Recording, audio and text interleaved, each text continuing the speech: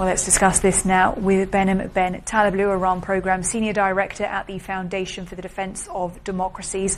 Welcome to you. Always delighted to have you with us here in the studio. Some positive comments coming out of these meetings. At the same time, Iran's foreign minister has said that there are still differences with the United States. What do you make of where things stand right now? Pleasure to be back with you in studio as always. Listen, I think the Islamic Republic is saying more about the nature of these talks than even American officials. Taking a step back for a second, the Islamic Republic's public diplomacy about even what is possible has been better than the Trump administration's, which is actually saying a lot right now.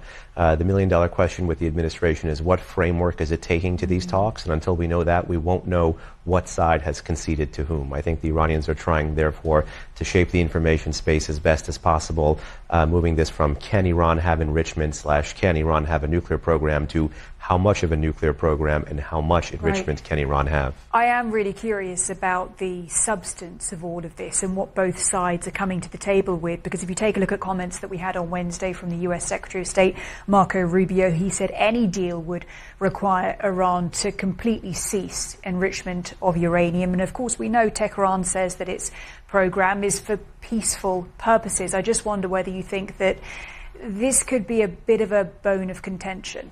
Well, it would be a major bone of contention if it was the, actual U.S. policy. Now you've had the Secretary of State, the Secretary of Defense, and the National Security Advisor all say that dismantlement and ceasing enrichment in some form or another are the key U.S. policy objectives.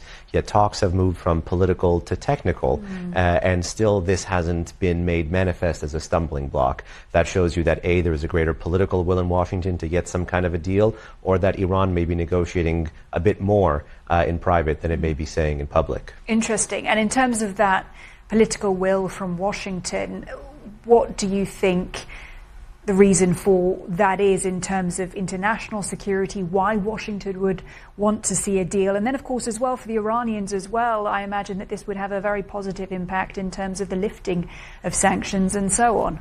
Well, for the Iranians, I think the case is even more acute than economic. They've already had a significant appreciation of their currency relative to the U.S. dollar since these 3 rounds of talks have begun. So even without lifting sanctions, the regime has, on the margins, been benefiting economically. Their engagement in 2025, in my view, is driven by the desire to blunt the rest of Trump's maximum pressure, prevent an Israeli military strike, which they believe would be preemptive, and to stop the Europeans from snapping back sanctions. And I think for the president in particular, the desire in a deal is found in his consistent talking points about deal making. He said this even prior to when he campaigned in term 1.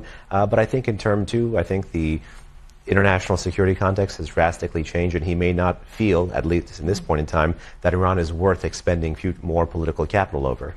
So we've got the confirmation from Muscat that talks will be continuing, and then they get to this level of the technicalities, the technical talks. And I just wonder, is that the moment when things could get a little trickier?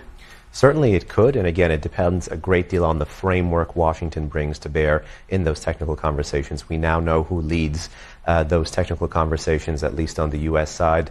That is a former Trump national security official, Mr. Michael Anton. While he doesn't have a background in nuclear science, he does in national security. So one wonders what the exact guardrails for those technical conversations can be. You can array sanctions and centrifuges all you want to, but if you don't know towards what end you're arraying them, then you're going to have a major problem. And Ben, and while we have you in the studio, of course, those devastating scenes that we have seen of the explosion at a port there in Iran. I mean, this is the biggest commercial hub port, right? Indeed, this Shahid Rajai terminal in Iran's southwest essentially processes just a bit over half of the oil and the commercial trade of the Islamic Republic. It's huge both in terms of the shipping space as well as in terms of the storage facilities. You've seen now multiple fires raging across multiple different storage facilities as the debate rages over if this was an accident or sabotage. As always, Behnam Ben Taleblu, Iran Programme Senior Director at the Foundation for the Defence of Democracies. Really good to have you with us. Thank you.